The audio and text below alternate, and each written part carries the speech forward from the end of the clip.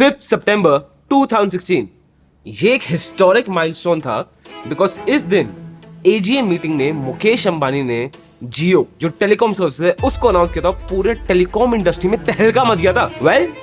अब जियो के mutual fund आ रहे हैं तो आप इमेजिन करो तहलका किस लेवल में मच सकता है। और इस वीडियो में आपको सब बताऊंगा कि जियो क्या क्या कर सकता है in the mutual fund industry. चलो। That means the money managers at BlackRock have a big say in how the world runs. Jio Financial Services and BlackRock are all set to form a 50-50 joint venture to enter India's AMC industry. It basically means that hold on to your plans of investing in any kind of SIPs or mutual funds. There's going to be a whole new bunch of financial products hitting the market. That's what it basically means. So this joint venture is certain to stir the pot in the asset management industry.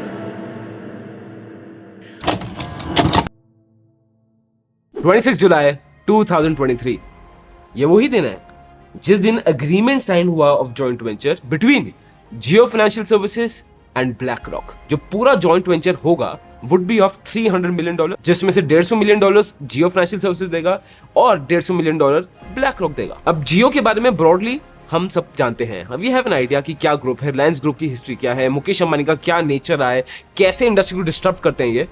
But black rock के बारे में जानना जरूरी है। तो अब एक बार समझते हैं ब्लैक रॉक के बारे में। ये कंपनी यूएस की है एंड वॉल स्ट्रीट में इनका इतना ज्यादा दबदबा है बिकॉज ये दुनिया का सबसे बड़ा इन्वेस्टमेंट मैनेजर है। ये कंपनी एसेट मैनेजमेंट में है, रिस्क मैनेजमेंट में है, एक एडवाइजिंग फर्म है, रिटेल को भी सर्विसेज देती है, कॉर्पोरेट्स को भी सर्विसेज देती है। और अगर आप एसेट्स की बात करोगे कि ये कंपनी अपना पैसा डालती कहाँ है, तो सर ये मल्टी एसेट्स में भी डालती है, ये सिंगल स्टॉक्स में भी डालती है, ये फिक्स्ड इनकम एसेट्स में डालते हैं, ये बॉन्ड्स में डालते हैं, ये ऑप्शंस में है, डेरिवेटिव्स में है। ये कंपनी हर एक फाइनेंशियल एसेट में जो आप सोच सकते हो। अब जस्ट टू टेल यू कि कंपनी कितनी ज्यादा बड़ी है, आपको पता है ब्लैक रॉक का AUM कितना है? AUM मतलब एसेट्स अंडर मैनेजमेंट, कि एक जो कंपनी है उसके अंदर कितने पैसे हैं, कितना अमाउंट ऑफ एसेट्स हैं जिसको मैनेज कर रहे हैं। ब्लैक रॉक का AUM is $10 trillion. $10 trillion. To give you perspective कि ये कितना ज्यादा बड़ा है, सिर्फ दो ही ऐसे देश हैं जिनकी GDP $10 ट्रिलियन के ऊपर है, वो है यूएस और चाइना। तो टेक्निकली आप देख रहे हो ब्लैक रॉक कंपनी का जो AUM है ना वो 99.9999% कंट्रीज की GDP से ज्यादा है। This is what black rock is. और अगर मैं मार्केट वॉच की रीसेंट स्टडी देखूंगा तो उसमें ये बताया था कि वर्ल्ड वाइड $40 ट्रिलियन सर्कुलेट हो रहे हैं। नाउ जस्ट इमेजिन अगर वर्ल्ड वाइड $40 ट्रिलियन सर्कुलेट हो रहे हैं, ये कंपनी $10 ट्रिलियन का AUM है, इसका मतलब this company is managing 25% of the world's money. That means the money managers at BlackRock have a big say in how the world runs. BlackRock is indeed influential. In the US, it owns at least 5% of most major companies. That gives the firm lots of voting power to determine how public businesses operate. अब अगर आप सोच रहे हो कि ये company इतनी ज्यादा बड़ी कैसे हो गई, बिकॉज ब्लैक रॉक की जेब में ना एक हुकुम का इक्का है। और ये हुकुम का इक्का क्या है? ये इनका खुद का मशीन लर्निंग AI का ट्रेडिंग सॉफ्टवेयर है by the name of Aladdin. अगर आप इसका फुल फॉर्म देखोगे तो assets, liabilities, debt, derivatives, investment network. और ये बहुत रीसेंट सॉफ्टवेयर नहीं है, ये सॉफ्टवेयर क्रिएट हुआ था इन 1988। Now just imagine machine learning से सिंस 1988 इस सॉफ्टवेयर के पास कितने सारे डेटा पॉइंट्स आ गए होंगे, कितने सारे बुल रन्स, बेयर रन्स, सब कुछ देख चुका है। ये सॉफ्टवेयर कैलिब्रेशन और ट्रेड्स किस लेवल पे होंगे मैं आपको बताता हूं इसके stats and you will be shock. Aladdin her asset class में ऑपरेट करता है, हर इंडस्ट्री में ऑपरेट करता है। जो फेडरल बैंक, जो यूएस का RBI है, जो रूल्स बनाता है, उन रूल्स को जो बैंक्स में डायरेक्ट करता है वो अलादीन सॉफ्टवेयर है। और इस सॉफ्टवेयर का कंट्रोल इतना ज्यादा है, they control 10% of the stock markets, 17% of the bond market. जो भी ETFs हैं, half of them are controlled by Aladdin. और इस सॉफ्टवेयर की डेटा कलेक्शन इतनी ज्यादा स्ट्रॉन्ग है कि दुनिया के हर मार्केट्स को कंसीडर करता है, हर एसेट को कंसीडर करता है, हर कंपनी को कंसीडर करता है। और अब ये सॉफ्टवेयर इतना ज्यादा सोफिस्टिकेट हो गया है। टू गिव यू पर्सपेक्टिव, अगर आप ट्रेड कर रहे हो, जितना टाइम आपके दिमाग को मैसेज पास करने में लगेगा to your body, to your fingers कि अच्छा वो ट्रेड प्रिंट करूं, जस्ट इमेजिन मिली सेकेंड्स जो टाइम लगता है ना, उससे फास्टर स्पीड में अलादीन ट्रेड डिटेक्ट करके ट्रेड एग्जीक्यूट भी कर देता है। और इस सॉफ्टवेयर को चलाया जाता है by 5000 super computers. And this is one of the major reasons कि दुनिया के सबसे बड़े फंड हाउसेस, दुनिया के सबसे बड़े बैंक्स इस अलादीन सॉफ्टवेयर पर डिपेंड करते हैं। ये है ब्लैक रॉक कंपनी और इसका टाइप हो रहा है विद जियो फाइनेंशियल सर्विसेज। और मुकेश अंबानी की आप रेपुटेशन जानते ही हो। अब जब ये दोनों कंपनीज एक साथ के जॉइंट वेंचर लॉन्च करके इंडिया पे म्यूचुअल फंड्स लॉन्च करेंगी तो आपको पता है ना उधम तो मचनी ही मचनी है। अब जो उधम मचने वाली है उसके लिए जरूरी क्या है, हम पहले एक बार इंडस्ट्री को समझ जाए, म्यूचुअल फंड इंडस्ट्री को देख ले। तो वो अब मैं करने वाला हूं, बट उसके पहले अगर आप इस चैनल पे सब्सक्राइब नहीं हो तो please hit the subscribe button और बेल आइकन जरूर दबाना। ऐसा कंटेंट आपको टाइम टू टाइम मिलता रहेगा। और अगर सब्सक्राइब हो तो दोस्त आपको पता है ना, लाइक दबा दो तो वीडियो को और पुश मिलता है, हमें और मोटिवेशन मिलती है। और जो म्यूचुअल फंड इंडस्ट्री है ना, आप इसको इमेजिन करो ये पूरी कंक्रीट वॉल की तरह है। अब किसी भी कंपनी के लिए इस वॉल को तोड़ के अपनी जगह बनाना बहुत ज्यादा मुश्किल, बिकॉज म्यूचुअल फंड इंडस्ट्री में ना यार बहुत सारे मोड्स हैं जिसके वजह से दूसरे प्लेयर्स इस इंडस्ट्री में आसानी से नहीं घुस पाते।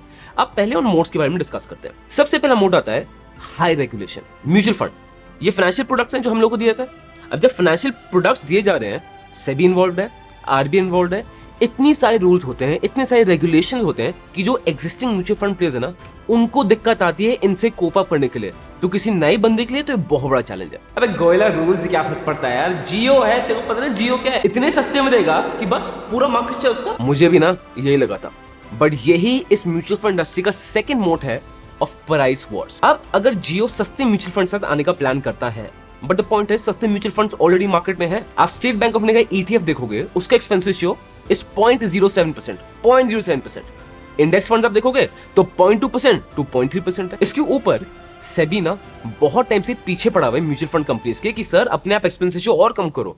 तो अगर जियो सस्ते और भी ले आता है तो दूसरी companies are already well prepared for it, और आई एम अज्यूमिंग कि बहुत टाइम से प्लान कर रहे होंगे कि कैसे अपने एक्सपेंस रेशियो और कम करें। ओनली बाय प्राइस वॉर क्या जियो इस मार्केट को जीत सकता है? वो बहुत मुश्किल है। Other practices like brokerage and transaction costs being included in the scheme TR, this is again a very high hit on the AMC profitability, to be very honest. I think because some of the schemes just thrive on churning, some of the schemes just thrive on rotation of stocks. If you see arbitrage schemes or equity saving schemes for that matter, the volumes or the rotations of the trades are very, very high. Now, few of these schemes might go out of business totally if the transaction costs are included in the TER. Third mode आता है returns. अब आप देखोगे over the time and specifically 5-6 साल तो बहुत ज्यादा Indian markets बहुत ज्यादा एफिशिएंट हो गए। वो एफिशिएंट इसलिए हो गए बिकॉज इतनी सारी रिटेल पार्टिसिपेशन आई है, जो एक्चुअल प्राइस डिस्कवरी है वो जल्दी होती है। पहले इतने रिटेल ट्रेडर्स और इन्वेस्टर्स थे नहीं मार्केट्स में हमारे, तो इतने एफिशिएंट नहीं थे। अब जैसे ही हमारे स्टॉक मार्केट की एफिशिएंसी इंक्रीज की है, रिटर्न्स भी इनकी बहुत बेटर हो गई हैं। और जब मैं रिटर्न्स की बात कर रहा हूं, मैं इंडेक्स की रिटर्न्स की बात कर रहा हूं। और आप देखोगे कि जो एक्टिव म्यूचुअल फंड्स हैं, एक्टिव म्यूचुअल फंड्स वो फंड्स होते हैं जिसमें fund manager actively stock select करता है, चूज करता है, बाय करता है, सेल करता है। Those are active mutual funds. तो जो एक्टिव म्यूचुअल फंड्स हैं, अगर आप 2-3 साल का टाइम लो, वो इंडेक्स को सर बीट नहीं करते। सिर्फ हैंडफुल हमारे देश में ऐसे म्यूचुअल फंड, जैसे क्वांट म्यूचुअल फंड हो गया, जिसने इंडेक्स को बीट कर दिया। जस्ट इमेजिन, इतने सारे म्यूचुअल फंड में से सिर्फ मुट्ठी भर म्यूचुअल फंड होंगे जिन्होंने एक्चुअली इंडेक्स को बीट किया। और अब हमारा इन्वेस्टर स्मार्ट हो गया। आप गोला के चैनल के सब्सक्राइबर हो तो आपको पता है कौन सा म्यूचुअल फंड अच्छा है, कौन सा परफॉर्म कर रहा है, नहीं कर रहा है। तो सिर्फ रिटर्न्स के बेसिस पे ना a lot of people are preferring to invest directly in stock markets. और जो म्यूचुअल फंड प्रेफर कर भी रहे हैं वो कम से कम 2-3 साल की रिटर्न देखेंगे। और जियो जब स्टार्ट करेगा म्यूचुअल फंड, तो 2-3 साल बाद जब जियो के म्यूचुअल फंड की परफॉर्मेंस पता चलेगी ना, तभी शायद कोई अच्छे इन्वेस्टर्स आएंगे। और फोर्थ मोड है कि भाई बहुत कंपटीशन है। मतलब मैं जानता हूं हर इंडस्ट्री में कंपटीशन होता है, बट म्यूचुअल फंड इंडस्ट्री में बहुत ज्यादा ही कंपटीशन है। टू द एक्सटेंट कि जो भी हमारे देश में पैसा म्यूचुअल फंड में इन्वेस्टेड है ना, उसका 80% amount is only handled by 10 mutual fund companies. इसमें 7 तो बैंक की म्यूचुअल फंड कंपनीज है, 2 प्रॉपर AMCs हैं जो निप्पॉन और मराई हो गया, और एक कंपनी है जो आदित्य बिरला की म्यूचुअल फंड कंपनी है, स्पॉन्सर्ड बाय एन NBFC। तो गोयला म्यूचुअल फंड इंडस्ट्री तो फिर जैम पैक्ड है, तो कोई घुस नहीं सकता। जैम पैक्ड है, बट उसके बावजूद लोग यहाँ आ रहे हैं बिकॉज ये बहुत बड़ी अपॉर्चुनिटी है।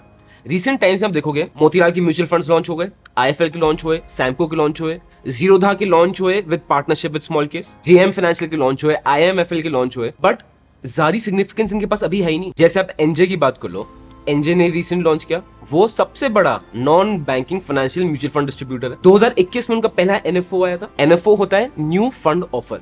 जैसे IPO होता है स्टॉक्स के लिए, वैसे ही होता है NFO। जब एक नया म्यूचुअल फंड इंट्रोड्यूस किया था मार्केट में, उसको बोलते हैं न्यू फंड्स ऑफर। सितंबर 2021 में NJ ने अपना NFO निकाला था, बट उसके बावजूद उनके पास कोई सिग्निफिकेंट मार्केट शेयर अभी तक तो नहीं है। एंड चांसेस यार को पता भी ना हो कि इतनी बड़ी कंपनी NJ, उसकी म्यूचुअल फंड्स आते भी हैं। अगर ये सच है तो कमेंट बॉक्स में लिख देना, ये मेरा पॉइंट और प्रूफ कर देगा कि म्यूचुअल फंड इंडस्ट्री में घुसना बहुत डिफिकल्ट है। बट सर अपॉर्चुनिटी तो यहाँ पे है और उसको कोई डिनाई नहीं कर सकता। ईगलवाइज म्यूचुअल फंड ने पूरी स्टडी की थी, उन्होंने अपनी रिपोर्ट में ये निकाला था कि एक एवरेज इंडियन हाउस होल्ड की जो सेविंग्स होती हैं वो कैसे डिस्ट्रीब्यूटेड होती हैं। बैंक डिपॉजिट्स में होगा 52.3% पैसा, लाइफ इंश्योरेंस में 23.9% पैसा पार्क होगा, करेंसी में 13% पार्क होगा एंड म्यूचुअल फंड में इट इज ओनली 9.7%। तो ग्रोथ का पर्सपेक्टिव सर हाई है। और एक चीज जो जियो के साथ है ना, वो है black rock. Understand this, black rock दुनिया का सबसे बड़ा इन्वेस्टमेंट मैनेजर है, वो इंडिया आ रहा है और ब्लैक रॉक के पास ऑलरेडी पहले इंडिया का एक्सपीरियंस रह चुका है, उसके बाद वो दोबारा इंडिया में एंट्री ले रहा है with the banking of Jio financial services.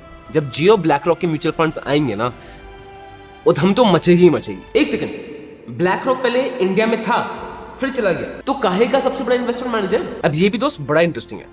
Black rock का पहले जॉइंट वेंचर था डीएसपी ग्रुप के साथ, और डीएसपी ग्रुप खुद में ही एक बहुत बड़ा फाइनेंशियल हाउस है। 10 साल के इनका जॉइंट वेंचर चला एंड 2008 में इनका स्प्लिट हो गया। स्प्लिट होने की दो रीजन, सबसे पहला ब्लैक रॉक और डीएसपी दोनों चाहते थे कि उनको उस जॉइंट वेंचर की फुल ओनरशिप मिल जाए, तो कॉन्फ्लिक्ट ऑफ इंटरेस्ट था। सेकंड ये था कि उस समय यार 2006, 2007, 2008 में इंडियन मार्केट्स मैच्योर कर रहे थे, और आपको अगर आप ग्राफ सेंसर ग्राफ देखोगे तो मार्केट्स कहां पे पीक पे पहुंचे हुए थे, एक्साइटमेंट बहुत पीक में था, और उसके बावजूद इंडियन मार्केट्स में म्यूचुअल फंड्स की ज्यादा डिमांड थी नहीं, बहुत फ्रैगमेंटेड था कंपेयर टू आज, तो कुछ भी डिमांड नहीं। तो BlackRock decided to come out of it. Now just imagine, अब ब्लैक रॉक दोबारा आ रहा है, और ये तो देखो मैं मान रहा हूँ, आई थिंक काफी सेफ अजम्पशन है, उन्होंने सब एनालिटिक्स कर ली होंगी, डेटा लर्निंग कर ली होगी, क्या मिस्टेक्स थी क्या नहीं है, इंडियन मार्केट्स को अच्छे स्टडी कर लिया होगा, जो पुरानी गलतियां थी अब नहीं दोहराएंगे, तो चांसेस ऑफ सक्सेस तो डेफिनेटली देखो ज्यादा है। एक दिन अभी वीडियो बंद करने का मत सोचना यार, क्योंकि अभी तो मेन अपॉर्चुनिटी जो जियो ब्लैक रॉक के लिए है, जिसके बारे में कोई बात ही नहीं कर रहा है, गोयल आपको उसके बारे में बताने वाला है। वो अपॉर्चुनिटी है AIF में, मतलब alternative investment funds. These funds are exclusively for the super rich in our country। तो हो सकता है आपने इसके बारे में ना सुना हो, which is completely fine। Basically जो AI funds होते हैं ना, यहाँ पे फंड मैनेजर्स पैसा इन्वेस्ट करते हैं companies that are still raising in very low credit rating company. तो रिस्क तो बहुत ज्यादा है, बट रिवॉर्ड उससे भी ज्यादा है।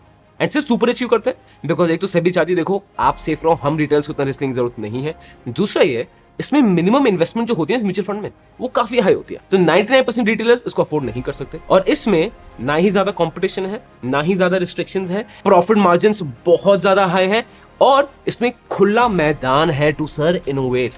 This is where Jio BlackRock can actually make a massive dent. India तो सर देखो ग्रोइंग इकोनॉमी है ही है, जियो के पास पूरा कंज्यूमर डेटा है, रिलायंस के पास पूरा कंज्यूमर डेटा है, दे नो कौन सी कंपनी अच्छा करती है, रेडार पूरा इंफ्रास्ट्रक्चर है, उसके ऊपर आ गया सर ब्लैक रॉक। आप खुद सोच लो क्या होता है, काम करो, सोचो मत, कमेंट बॉक्स में लिखो, सो दैट मैं भी पढ़ो, दूसरे लोग भी पढ़ पाए। और सच बता रहा हूं, मैं इसके लिए काफी एक्साइटेड हूं।